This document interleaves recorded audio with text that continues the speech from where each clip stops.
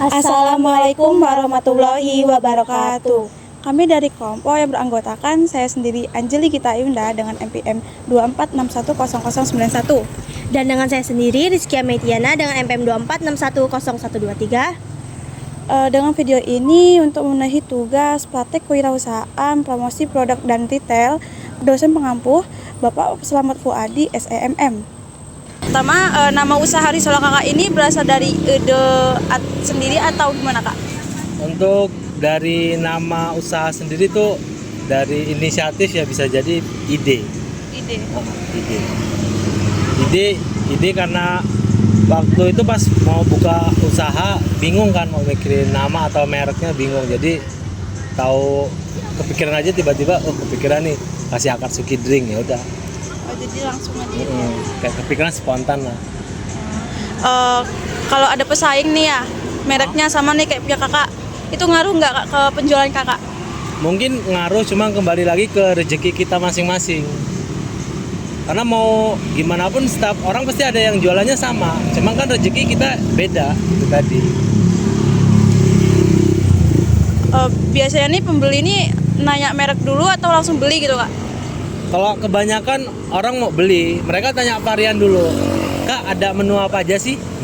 Nah, baru aku sebagai penjual ngomong, kayak ngasih orang rekomen, kayak kakaknya mau minum apa, yang seger atau yang enak. Kalau yang enak di boba, kalau yang seger kita arahin ke squash. Squash itu mengandung soda. Kalau ini nih ya Kak ya, kalau ada dikasih kesempatan lagi nih, Kakak ini mau bikin logo atau kemasan sendiri biar lebih menarik gitu nggak? Kalau untuk merek, logo itu memang udah dipikirin dari awal. Nah, cuman kalau untuk sekarang kayaknya belum kepikiran. Cuman mungkin nanti ya bisa jadi itu bakal kebikin yang namanya logo atau brand sendiri. Menurut Kakak nih, merek bisa bikin jualan Kakak lebih laris gitu nggak? Kalau menurut aku sih ngaruh ya. Kalau dari segi merek, terus yang brand itu termasuk pengaruh dalam usaha tuh ngaruh banget. Varian yang paling best seller di stand Kakak ini yang Akatsuki drink ini apa Kak? Kalau paling best sellernya, paling banyak terjualnya itu di coklat boba. Itu paling banyak dan paling tinggi peminatnya. Kakak pernah nggak sih jelasin perbedaan minuman yang Kakak jual ini dengan yang lain gitu? Maksudnya mungkin rasanya berbeda atau gimana? Kalau untuk itu sendiri kayaknya pernah sih. Kayak orang tanya, apa sih Kak bedanya minuman Kakak sama yang lain? Ya, terus aku bilang kan, ya mungkin dari harga ya. Kalau soal rasa ya mungkin beda sedikit antara 11-12, dan teknik pembuatannya juga biasanya itu beda juga. Minuman di sini ciri khasnya apa Kak? Kayak misalnya lebih creamy, apa lebih manis atau gimana gitu? Kalau untuk minuman di sini ciri khasnya ya nggak ada di tempat lain. Itu ciri khasnya. Jadi beda gitu ya? Dari Beda. yang lain ya? Contoh kalau di Akatsuki drink ini itu ada menu yang dimana dia mengandung squash, dan rata-rata orang jual itu kebanyakan mojito. Memang berbasis soda, cuman mojito dia pakai soda dari Sprite, sedangkan squash dia pakai soda dari Groovy. Beda gitu? Beda. Jadi kalau beda ini beda rasa juga nggak Kak? Beda rasa. Beda rasa. Nah terus juga nih, pernah nggak Kak ada pembeli yang komplain karena kurang paham sama produknya gitu? Kayak komplain. Oh, kalau untuk komplain sih menurutku ada ya, 1-2. Itu lebih jatuhnya ke kritik. Nah, kritik dan saran. Mereka kayak bilang, Kak, aku kemarin beli di sini tapi terlalu manis. Boleh dikurangin nggak manisnya? Tuh. Nah terus Kakak sendiri nih belajar tentang produk ini dari mana sih? Maksudnya belajar buat minuman ini. Kalau saya pribadi belajar dari usaha pembuatan minuman ini, itu saya tadinya kerja di Singapura selama 2 tahun di restoran. Itu restoran yang saya pernah kerja di Timur Tengah. Jadi kayak khusus jualan minuman boba, ya kayak drink-drink dari luar negeri atau semacamnya, kayak segi dari makanan beratnya ada juga di sana, kayak nasi biryani, nasi mandi dari Arab Saudi ada. Jadi- kakaknya belajar dari sini. Heeh. Jadi ini resepnya dari sana atau gimana? Iya dari sana, pure dari sana. Dari sana tak bawa ke sini. Jadi dari Singapura tak bawa ke Indonesia, tak kenalin. Lanjut ya kak ya. Pernah nggak kak ngerasa ragu nggak sama kualitas produk yang kakak buat? Kalau untuk awal buka usaha, jujur itu ragu dan takut ya. Tapi karena pengen jualan, pengen usaha, pengen keluar dari zona yang kemarin, Zona nyaman. ya zona nyaman itu, ya akhirnya saya beraniin diri buat buka usaha. Memang untuk awal itu selama 1 sampai 2 bulan ngerasa kayak belum dapat customer, belum dapat pelanggan. Tapi ya saya memahami keadaan itu karena saya baru. Ada nggak kak pelanggan nih balik lagi karena mereka nih suka banget sama minuman kakak? Ada beberapa pelanggan lama ada, karena mereka kayak ada salah satu dari anak SMK 3 Semantri itu rela kesini, datang kalau setiap kesini dia datangnya pesen yang menu mood booster yang paling best seller juga di sini. Itu varian dari kopi, coklat sama creamer. Menurut kakak, apa yang bikin pembeli ini ngerasa puas dan senang terhadap minuman kakak ini? Kalau saya pribadi sih ngerasa dari rasa kayaknya ya standar lah kayak pada umumnya. Cuman saya sebagai owner gimana caranya buat biar pelanggan itu balik lagi ke sini ya bisa jadi dari cara saya menyambut pelanggan.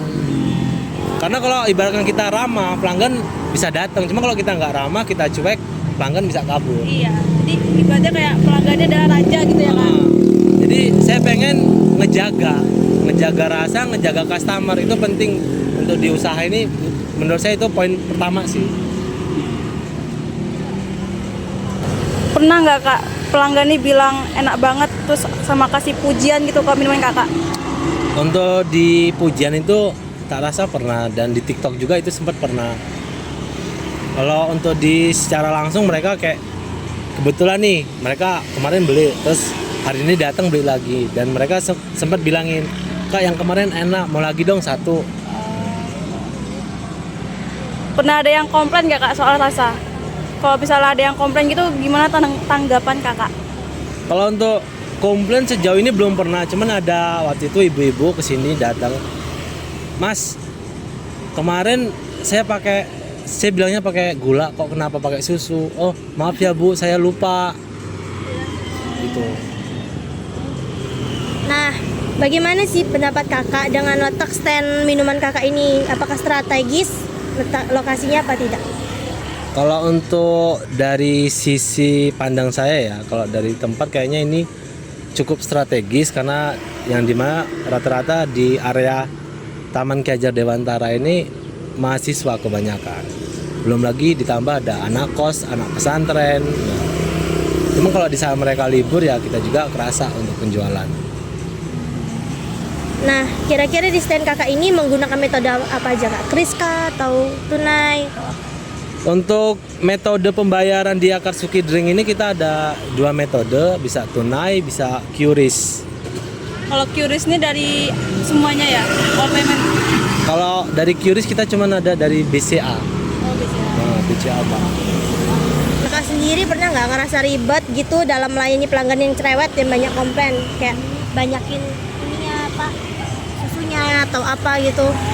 Kalau untuk sekarang ini belum pernah nemu ya, cuman siapa tahu nanti kedepannya kalaupun ada itu bakal saya antisipasi ya.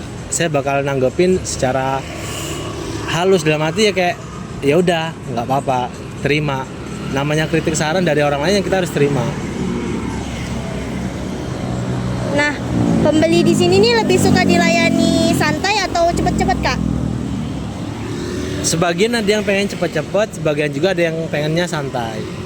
Menurut kakak ini pembeli ini sering nggak membandingin harga minuman kakak sama yang di tempat yang lain? Kalau dari saya pribadi dengar itu belum pernah ya, cuman kalau mereka bandingin Belakang. di belakang kayaknya ya bisa jadi.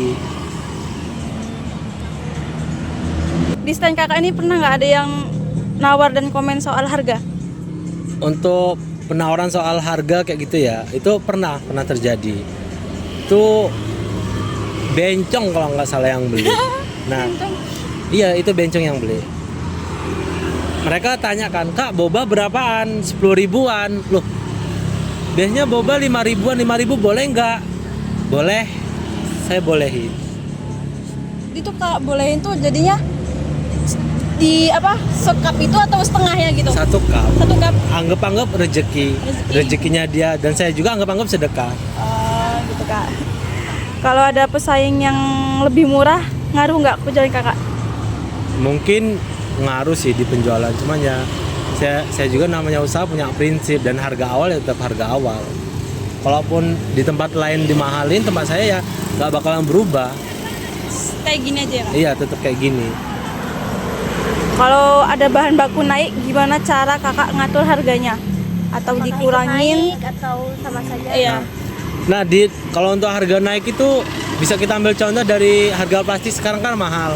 Rata-rata ST di Metro itu paling banyak dan paling umum, mereka udah naikin di kisaran 1.000 sampai 2.000 rupiah.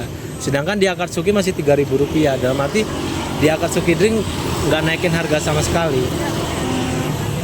Menurut Kakak, pembeli ini pernah sensitif nggak sama perubahan harga? Kalau misalnya bahan baku yang naik? Kalau untuk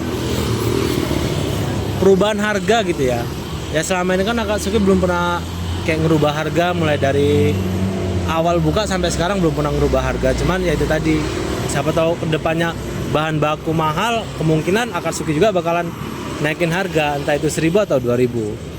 Oh gitu ya. Sudah selesai. Sekian video wawancara dari kami akhiri. Wassalamualaikum warahmatullahi wabarakatuh. Bye.